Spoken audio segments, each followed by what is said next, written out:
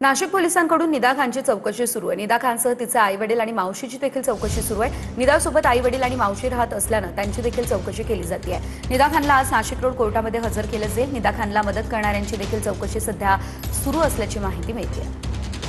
या संदर्भात अधिकची अपडेट घेऊयात आमचे प्रतिनिधी चंदन भुजाधिकारी यांच्याकडून। चंदन, आपण पाहतोय अखेर निदा खानला अटक करण्यात आली आणि यानंतर नाशिक रोड पोलिसांकडे कोर्टामध्ये त्या ठिकाणी हजर केलं जाणार आहे आणि चौकशी मात्र सध्या सुरू आहे। चौकशी कशी होते या संदर्भात सविस्तर माहिती।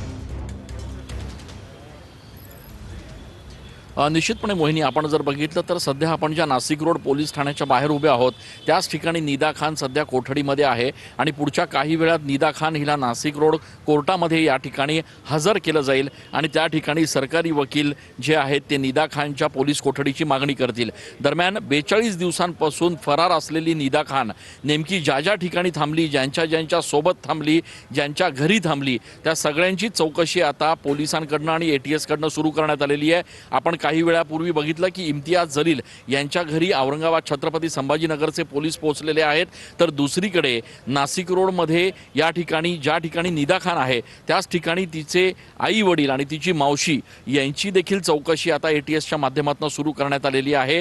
यासोबतच मतीन पटेल जो MIMचा नगरसेवक आहे छत्रपती संभाजीनगरचा, त्याची देखील चौकशी आता पोलिसांनी सुरू केलेली आहे। त्याच्यामुळे निदा खान ज्या वेळेला फरार होती ती कुठे कुठे थांबली, ती कोणासोबत या ठिकाणी होती, कोणी तिला या संपूर्ण फरार होण्याच्या काळामध्ये मदत केली, याचा तपशील जो आहे तो आता शोधायला पोलिसांनी आणि ATSने सुरुवात केलेली आहे। पुढच्या काही वेळात निदा खान हिला नाशिक रोड पोलीस जे आहेत ते आपल्या गाडीमधून नाशिक रोड न्यायालयात घेऊन जातील आणि त्या न्यायालयात नेल्यानंतर तिथे त्या ठिकाणी सरकारी वकिलांमार्फत तिची पोलीस कोठडी मागितली जाईल। या सगळ्या प्रकरणामध्ये आता न्यायालयात जी सुनावणी होणार आहे त्याच्याकडे देखील लक्ष लागलेलं आहे, कारण 42 दिवसांपासून फरार असलेली निदा खान पहिल्यांदाच न्यायालयात हजर होणार आहे। सरकारी वकिलांनी तिच्यावर ढीगभर या ठिकाणी आरोप ठेवलेले आहेत आणि त्यामुळे या संपूर्ण प्रकरणामध्ये आता नेमकं काय समोर येतं, नेमकं काय अगदी चंदन, या संदर्भात तुमच्याकडून माहिती घेत राहू। तुर्तास धन्यवाद दिलेल्या अपडेटसाठी। नाशिक पोलिसांकडून आता